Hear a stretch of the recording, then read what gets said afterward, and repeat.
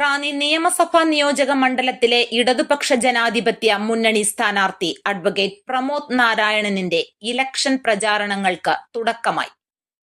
കേരള കോൺഗ്രസ് സ്ഥാപകനായ KM മാണിയുടെ കല്ലറയിൽ പ്രാർത്ഥിച്ച ശേഷമാണ് ബുധനാഴ്ച രാവിലെ 10 മണിയോടെ റാന്നിയുടെ വിവിധ പ്രദേശങ്ങളിൽ വോട്ടഭ്യർത്ഥനയുമായി പ്രമോദ് നാരായണൻ പ്രചാരണത്തിന് തുടക്കമിട്ടത്.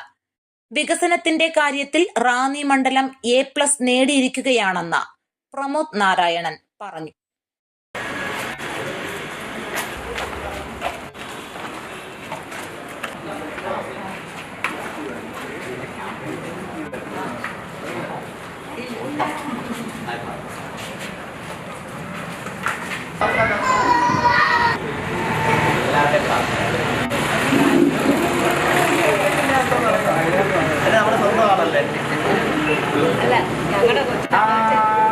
റാന്നിയിൽ മാത്രമല്ല കേരളത്തിലാകെ ഒരു തുടർഭരണം എന്ന പുതിയ ചരിതം LDF സൃഷ്ടിക്കും.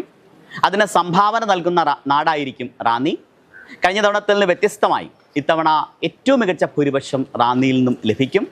അതിൻ്റെ പ്രധാനപ്പെട്ട കാരണം റാന്നി മണ്ഡലത്തിൽ വികസനത്തിൻ്റെ കാര്യത്തിൽ ഒരു A+ വാങ്ങിച്ച മണ്ഡലമായി റാന്നി മണ്ഡലം ഈ കാലയളവിൽ മാറി.